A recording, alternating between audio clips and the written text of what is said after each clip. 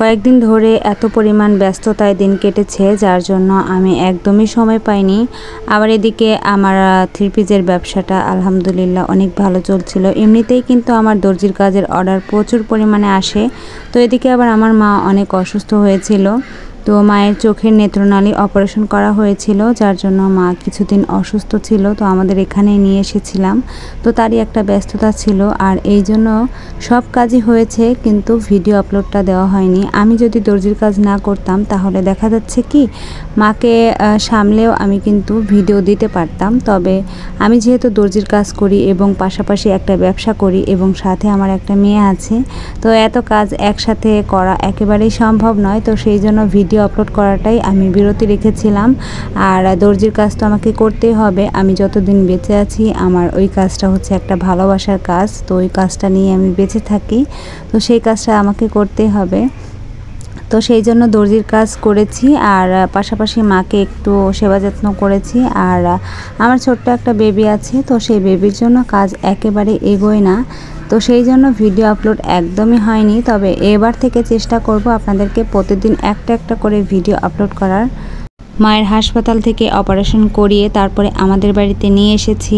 আর নিয়ে আসার পরের দিন, আগের দিন তো কিছু হালকা পাতলা খেয়েছি। আর পরের দিন সকালবেলা আপনাদের ভাইয়া বাজারে গিয়ে 3 রকমের মাছ নিয়ে এসেছে। এখানে হচ্ছে শিং মাছ নিয়ে এসেছে, আর টাকি মাছ নিয়ে এসেছে, আর ওই যে একটা কাতল মাছ, মানে 3 রকমের মাছ নিয়ে এসেছে। এতগুলো মাছ কাটতে এখন আমার এতটা ক্লান্ত মনে হচ্ছে যে এখন আমি এতগুলো মাছ কাটতে গেলে আমার না জানি কতটা সময় বয়ে যাবে। তো তারপরও আমাকেই কাটতে হবে। আমার সংসারে যেহেতু এক্সট্রা কোনো লোক নেই, আমি আমার সংসারটাকে পরিচালনা করি, তো সেই জন্য সবগুলো মাছ আমাকেই কাটতে হবে। আজকে রান্না করতে একটু বেলা হয়ে যাবে, এতগুলো মাছ কাটবো তারপরে রান্না করব। তো সেই জন্য সকালবেলা নুডলস রান্না করেছি। তো নুডলসটা আমরা 4 জনে একদম পেট ভরে ভরে খেয়েছি।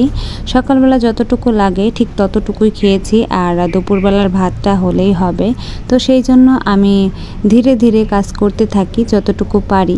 11টা 30 মিনিট অবধি আমি যতটুকু মাছ কাটতে পারি ঠিক ততটুকুই কাটবো। আর তার থেকে যদি বেশি সময় বয়ে যায় তাহলে আমি মাছগুলো ফ্রিজে রেখে দিব, পরবর্তীতে আবার কাটবো। তবে এখন আর কি রান্না করার জো হলেই হবে।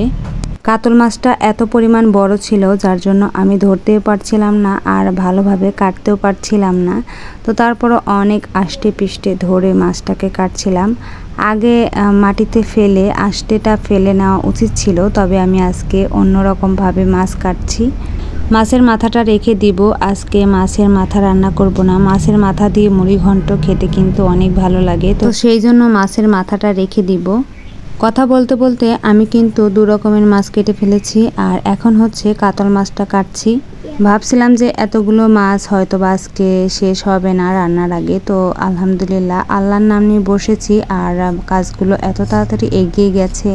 তো আমার আজকের ভিডিওটা আপনাদের কাছে কেমন লেগেছে তা অবশ্যই কমেন্টে জানাবেন। যদি ভালো লেগে থাকে তাহলে দয়া করে আমার ভিডিওতে একটি লাইক করে দিবেন। আপনি যদি আমার চ্যানেলে নতুন হয়ে থাকেন তাহলে অবশ্যই আমার চ্যানেলটিকে সাবস্ক্রাইব করে আমার পাশেই থাকবেন। আজকে হচ্ছে শুক্রবার, তো শুক্রবারের দিন আমাদের এখানে শুক্রবারে জুম্মার নামাজ পড়ানো হয়, তো সেটাই হচ্ছে। তো তার মাঝে আমি কিন্তু ভয়েস দিয়েছি, তো সেই জন্য একটু ওয়াজ মাহফিল শোনা যাবে। এই কাটা কিন্তু দিবিনি,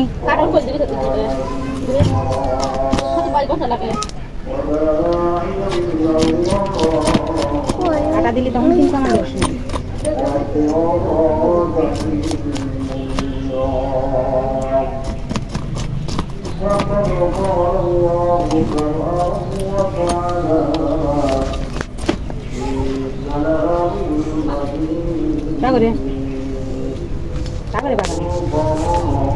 তো আজকের মতো ভিডিওটা এই পর্যন্তই থাক। আজকে যেহেতু মাছ কাটতে কাটতেই বেলা শেষ, অন্য কাজ দেখাতে পারলাম না, তো যতটুকু পেরেছি ততটুকুই আপনাদেরকে দেখানোর চেষ্টা করেছি। অবশ্যই প্লিজ আমার চ্যানেলটিকে সাবস্ক্রাইব করে আমার পাশেই থাকবেন।